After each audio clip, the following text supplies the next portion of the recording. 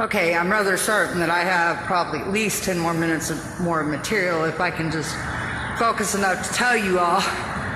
You have to understand, and if my storage space will allow it, you have to understand though, I procrastinated even going into my doctor's office, even for my annual blood work, and they completed that annual physical today. That was with Dr. Sibo himself. And after all that trauma happened with the fill-in doctor, I didn't want to go back in, guys. Nobody would. Okay, and I may be reiterating myself once again, but of course that's, once again, if somebody doesn't know this story, know my story, that I'm sharing it with you guys because, you know, sharing is caring, right? So, anyway,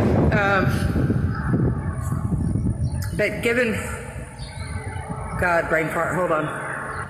Given what that doctor did, I did not want to go back in that office. I never wanted to step foot back in. But I had to contemplate in my mind. Do I want to go establish myself with another doctor? And go through the same humiliation and start these whole steps all over again? So as I processed it, meditated upon it, etc. No, it was easy enough for me, hands down, as I need to muster up my courage enough to go back in there. But I did procrastinate it. If you recall, I missed an appointment or two, or canceled. I didn't show on one. I woke up too late because I couldn't even sleep the night before. But, you know, procrastinated I did. But in the end, I found my courage, and I went. Because to uphold at least my minimal of care, I'm just trying to at least live as comfortably and happy as I can, whatever remainder I got left. Another thing too, that apparently, okay, IgG, I told y'all was like the, on a Lyme test, he won't apparently give me a doxycycline treatment if it's IgG. If it's IgM, that's why this is so important. IgM means it's fresh, like the bacteria is still, they know it's still like prevalent, right? And then in that case, he will treat me with the doxycycline. I can get another treatment of that, which last time he gave me 3 weeks worth of doxycycline. I forget what milligram, etc. He's also willing, because all my teeth are being taken away, starting with the uppers. My bottom ones are pretty much in place. Me and my daughter discussed this the other day. It's kind of sad because she was telling her, Abby, Mom used to have the most beautiful smile. Sorry, this makes me cry. I did.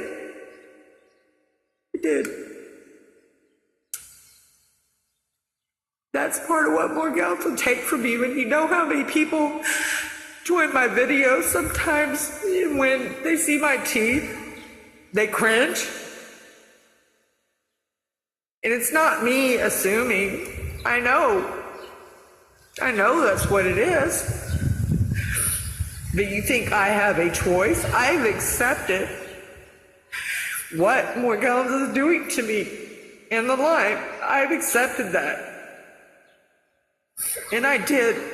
So it makes it hard to want to smile, but I wouldn't have it any other way. I'm going to keep on smiling the best I can throughout it all, despite people's ugliness and their rudeness and their disrespect. I'm going to keep on smiling my way through it because that's what I know how to do. I refuse to go. I've been through enough with doctors and stuff, guys. If you knew, I have a couple fat charts alone, and that's just with the orthopedic doctor and all my surgeons for my back. Not to mention the psychiatrist and everything I've been through with my suicide attempt. Guys, I don't want to just hold myself up. I've got enough to do at home on my own. I'm entitled to caregiver due to my physical disability already. That's not even considering my health. That's just my physical disability alone. I'm entitled, but I do not have one because I have trust issues, for one. For two, given the nature of Morgellons, I try not to encounter many people. So I keep to myself largely. For the most part, try not to get out much. So I wouldn't want to pass it along to anybody. Amazingly enough, it seems those that don't believe in it and those that have come in contact with me for the most part seems they're not affected. And there's more on that in the Ginger Savely interview too, about the studies they did, the sample studies in what was it, I think, was it Australia? And the numbers and how it affects certain people and how it doesn't seem to succumb to others. But for me, it has. And knowing that, it's made me miss out on my children's childbirth and my grandkids. Okay, but I'm not going to go into all that. Okay, let me get off that. Back to where I was at. But we talked about my depression and how overall I'm coping with all that fairly well and how I'm self-medicating for my pain. Blah, blah, blah. He knows all this. He knows I smoke. We talked about my COPD.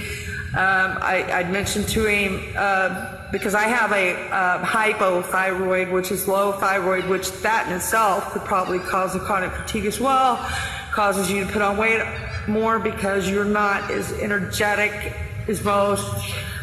You're tired. You don't have, I'm ADD in the brain. I'm not ADHD. I'm not like physically as hyper. Plus I have the disabilities and obstacles. So we discussed that. He's gonna, he retested my thyroid today. I also have a hyperactive, which means overactive, parathyroid, which is in the throat. It's like a little bit above, and it has been for the past couple years, the past 2 testings now, which could insinuate, this is what he told me the last time, could insinuate cancer, which kind of explains my continual vocal struggles, guys. Not to mention my breath, my COPD, which is at very least moderate.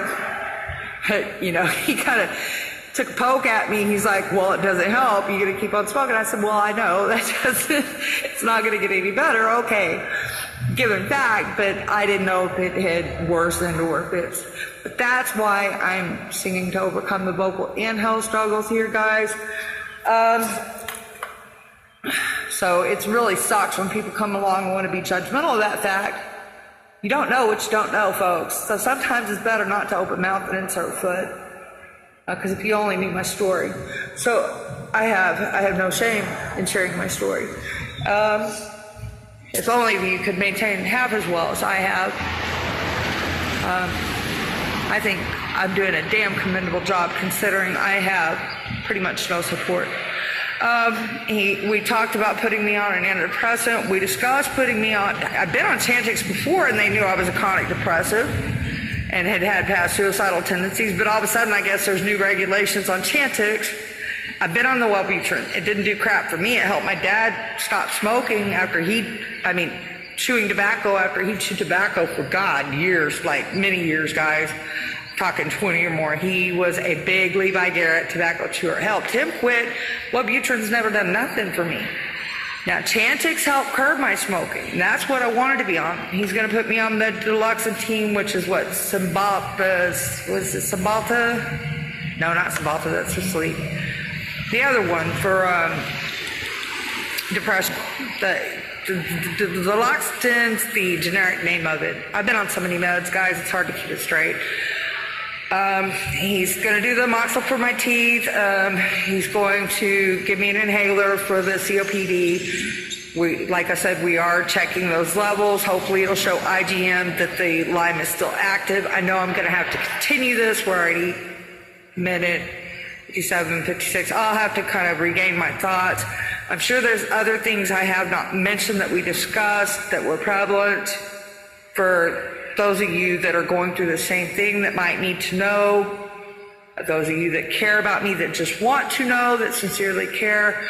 So if I think of anything else as I go here, I will certainly, and forgive me if I repeat anything. Like I said, I'm suffering severe headaches again.